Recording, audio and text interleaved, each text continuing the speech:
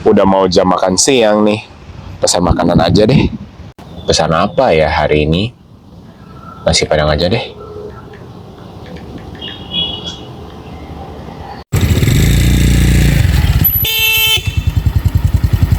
Pesanan. Terima kasih ya, Kak. Nasi Padang nih.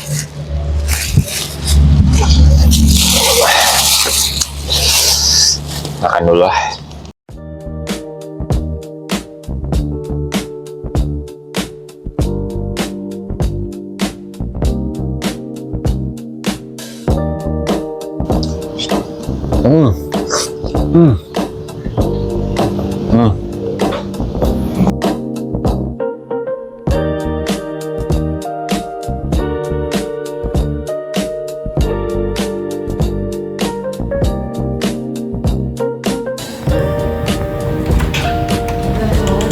Banget, gila. Ini apalagi yang nomor satu itu susah banget sih.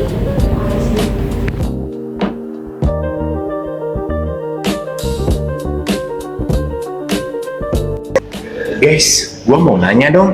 Apa Hari itu? ini kan, gua tuh baru selesai makan namanya nasi Padang nih. Terus gua ngerasa kayak lebih berenergi gitu. Itu kira-kira kenapa ya? Jadi Deo, setahu gue sih kan nasi Padang itu merupakan salah satu makanan sumber berkarbohidrat. Jadi apa sih karbohidrat itu? Jadi teman-teman, karbohidrat merupakan salah satu zat gizi yang diperlukan oleh manusia yang berfungsi untuk menghasilkan energi bagi tubuh manusia. Nah, karbohidrat sebagai zat gizi merupakan nama kelompok zat-zat organik yang mempunyai struktur molekul yang berbeda meski terdapat persamaan-persamaan dari sudut kimia dan fungsinya. Semua karbohidrat ini terdiri dari hidrogen, karbon, dan juga oksigen. Nah, klasifikasi karbohidrat terdiri atas 3, yaitu monosakarida, disakarida, dan juga polisakarida. Monosakarida merupakan karbohidrat yang paling sederhana. Monosakarida ini adalah unit gula tunggal yang tidak dapat dihidrolisis lagi menjadi unit yang lebih kecil.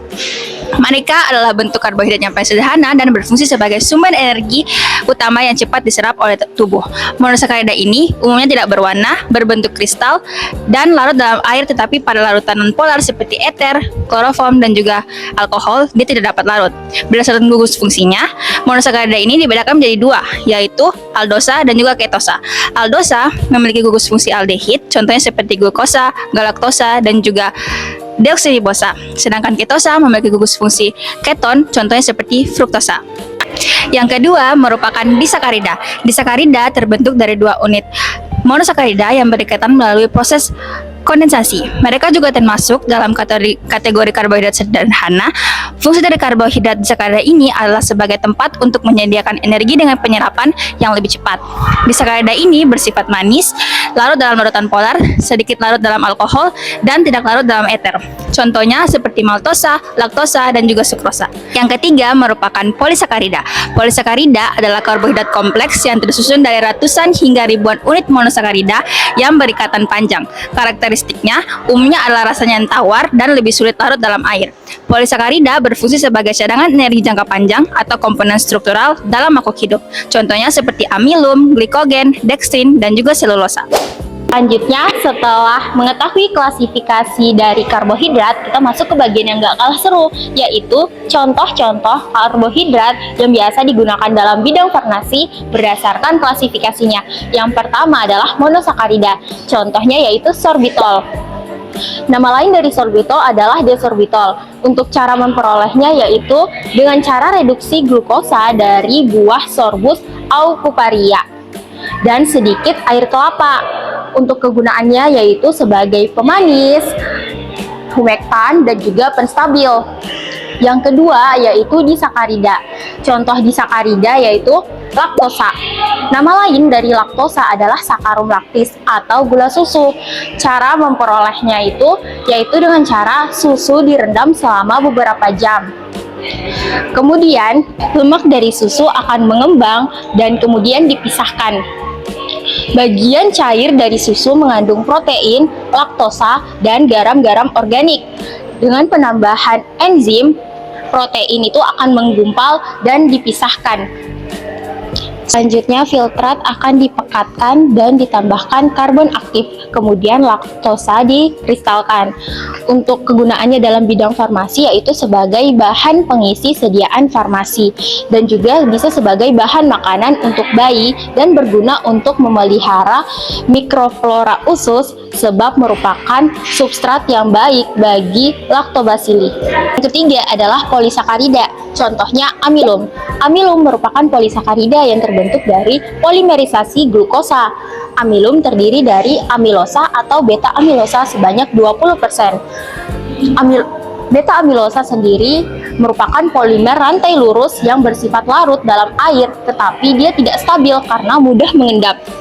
Yang kedua adalah amilopektin atau alfa amilosa sebanyak 80%. Alfa amilosa merupakan polimer rantai cabang yang tidak larut dalam air. Kegunaannya dalam bidang farmasi yaitu sebagai bahan pembantu pada pembuatan tablet, kapsul, pil, dan sediaan bedak tabur. Kalian mau tahu manfaat karbohidrat dalam farmasi itu apa aja?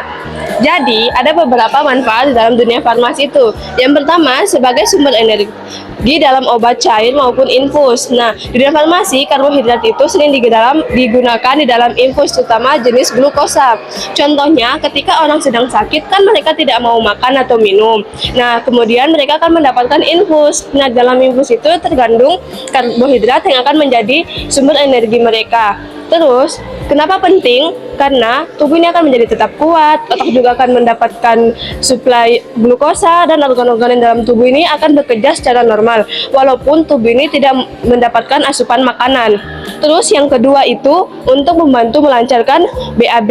Nah, beberapa jenis karbohidrat tertentu kayak serat, laktulosa, atau polietilen glikol itu bekerja kayak penyapu lembut di usus. Cara kerjanya itu karbohidrat ini akan menarik air ke dalam usus. Terus fases ini akan menjadi lembek dan akan gampang dikeluarkan. Nah, gerakan usus akan menjadi lebih aktif, makanya banyak obat pencahar yang sebenarnya itu bahan utamanya itu karbohidrat. Terus yang ketiga itu untuk membantu mengontrol kadar gula darah. Di farmasi, karbohidrat ini juga dipakai dalam produk yang membantu mengatur kadar gula darah, terutama buat pasien yang diabetes. Kok bisa? Nah, karena ada karbohidrat yang diserap lambat sehingga gula darah ini naiknya pelan, dan ada juga bahan obat yang bekerja dengan cara menghambat penyerapan karbohidrat di usus sehingga gula darah ini tidak langsung melonjak. Widi, kamu tahu nggak apa selanjutnya? Nah, selanjutnya yaitu memperbaiki rasa obat. Teman-teman pernah kan minum obat? Rasa obatnya itu rasanya pahit atau tidak enak.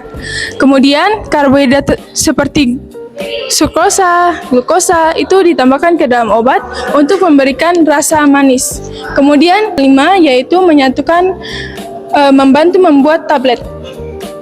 Serbuk obat asli biasanya tidak bisa menyatu, sehingga karbohidrat seperti pati, laktosa ditambahkan untuk menyatukan obat tersebut.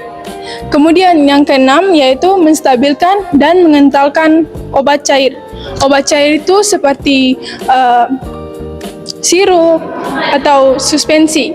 Suspensi ini terkadang partikel-partikel tersebut ini dia sering mengendap, dan yang diperlukan adalah karbohidrat seperti CMC atau satam gam.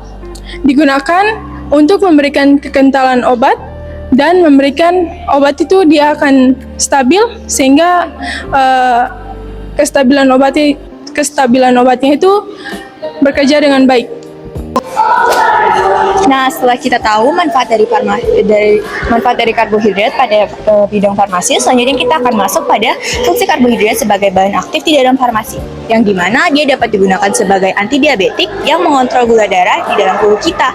Beberapa karbohidrat kompleks yang berfungsi sebagai inhibitor enzim pencernaan karbohidrat seperti A-glukosidase dan juga A-amilase yang memperlambat penyerapan glukosa dan juga menurunkan gula darah pada tubuh kita, pada aliran darah kita. Kemudian contoh bahan aktifnya itu ada acarbose yang dimana dia digunakan pada bahan aktif obat antidiabetik oral, dan juga voglibose yang digunakan sebagai karbohidrat turunan. Selanjutnya karbohidrat sendiri ini dapat digunakan sebagai antivirus, yang contohnya itu inhibitor penempelan virus atau entry inhibitor. Beberapa karbohidrat seperti polisakarida sulfasi yang digunakan yaitu ada fukoidan dan karagenan yang menghambat penempelan virus pada sel inang. Contoh bahan aktifnya ada karagenan sulfat polisakarida yang digunakan dalam antivirus nasal spray, dan juga fukoidan yang digunakan sebagai polisakarida alga coklat, di mana di mana karbohidrat ini dapat juga digunakan pada bahan aktif sebagai anti kanker, yang dimana ada karbohidrat tertentu, ada B-glukan, lentinan, dan juga fukoidan yang digunakan sebagai imunomodulator yang meningkatkan respon imun terhadap sel kanker. Contoh bahan aktifnya itu ada letinan atau B-glukan dari jamur yang digunakan sebagai anti kanker imun stimulan, dan juga fukoidan yang digunakan sebagai polisakarida laut.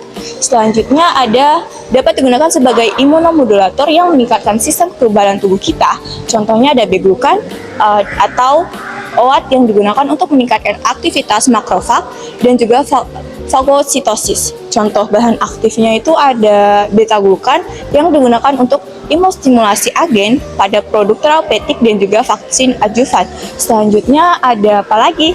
Nah, selain dari keempat fungsi tersebut, ada juga loh fungsi lain daripada karbohidrat. Fungsi yang kelima yaitu dia sebagai antikoagulan yang berfungsi untuk mengencer darah. Heparin dan heparan sulfat adalah glikosaminoglikan atau karbohidrat kompleks yang secara langsung dia menghambat koagulan darah. Adapun bahan aktif yang berperan yaitu contohnya ada heparin yang berfungsi sebagai API, agen farmaseutik ingredients utama pada terapi trombosis, dan juga ada low molecular weight atau heparin yang contohnya itu ada dalteparin. Yang keenam, dia sebagai antioksidan. Nah, beberapa oligosakarida dia menunjukkan aktivitas antioksidan melalui scavenging radikal. Misalnya seperti fructosakarida dan di citosa glikosakarida. Contoh bahan aktif yang digunakan itu ada citosan oligosakarida dan juga ada FOS atau fructosa glikosakarida. Nah, fungsi yang ketujuh itu sebagai probiotik terapeutik yang mana dia menyehatkan mikrobiota usus. Yang mana itu oligosakarida atau oligosakarida FOS dan GORS itu dia digunakan sebagai terapi untuk kesehatan usus dan juga pencegahan metabolisme. Contoh bahan aktif yang digunakan yaitu ada COS yaitu galactoglycosakarida dan juga FOS atau fructoglycosakarida. Nah, dan yang terakhir dia berperan sebagai antiinflamasi yang mana ada beberapa polisakarida tanaman yang memiliki sifat antiinflamasi. Dia melalui penghambatan mediator inflamatil ada TNF, TNS alfa 1 ILS, NO. Terus contoh bahan aktif yang digunakan itu ada arabigolaktan dan juga polisakarida. Jadi guys, karbohidrat itu sendiri adalah zat gizi utama yang memberikan kita energi, tersusun dari 3 atom utama yakni karbon, hidrogen, dan juga oksigen. Ada 3 jenis utama dari karbohidrat. Yang pertama monosakarida, contohnya glukosa dan fruktosa. Yang kedua ada disakarida, contohnya itu maltosa dan sukrosa. Dan yang terakhir polisakarida, yang contohnya amilum atau pati dan selulosa. Peran karbohidrat di bidang farmasi tidak hanya untuk energi, tetapi juga sangat penting dalam obat-obatan karena fungsinya sebagai berikut. Contohnya, bahan pembuat obat.